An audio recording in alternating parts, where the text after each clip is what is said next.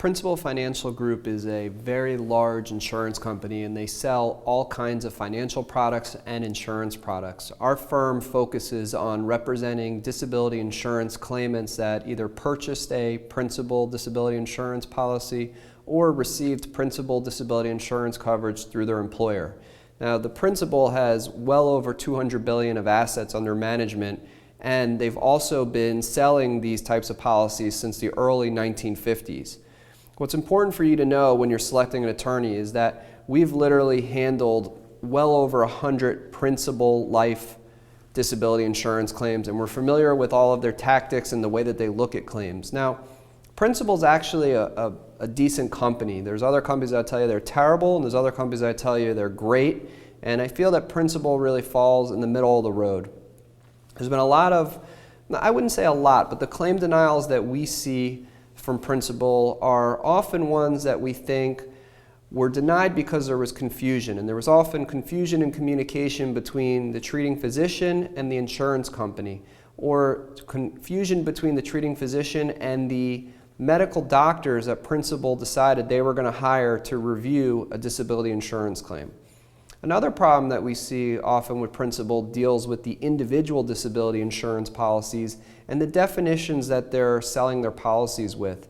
They do sell an own occupation definition of disability, which means you're unable to perform the duties of your own occupation, but often they'll have another provision in there that says that you can't do any other occupation. So they'll pay you if you're not able to do your own occupation, but if you try to do work in another occupation, then you're not totally disabled.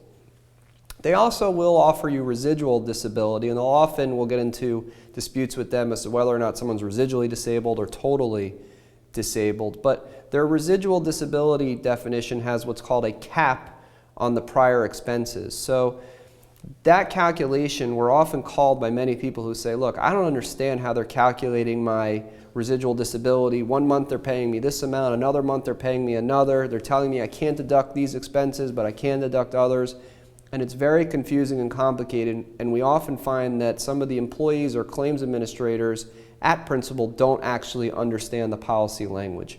And that's not uncommon or an insult to the individuals at Principal, but the individuals at Principal who are evaluating your claim are not the ones who wrote these policies. They're just employees that were hired to try to evaluate them. They often have a college degree, maybe. They have some insurance training, but they're not lawyers, and they're certainly not certified insurance salespeople or people that have been handling these policies for years where they're qualified enough to understand the policy.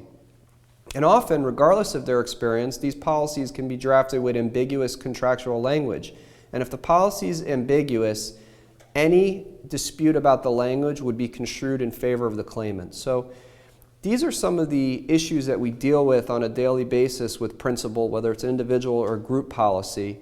And there's many others, obviously, that we've dealt with. What I suggest is that if you have a claim, whether you're applying, you've been denied, you're on claim, or you're ready to file a lawsuit against Principal, feel free to call us at any time. We always offer a free consultation, and we'll discuss your claim, we'll review your policy, review your potential denial letter, and let you know simply whether or not we think we can help you. We look forward to speaking with you.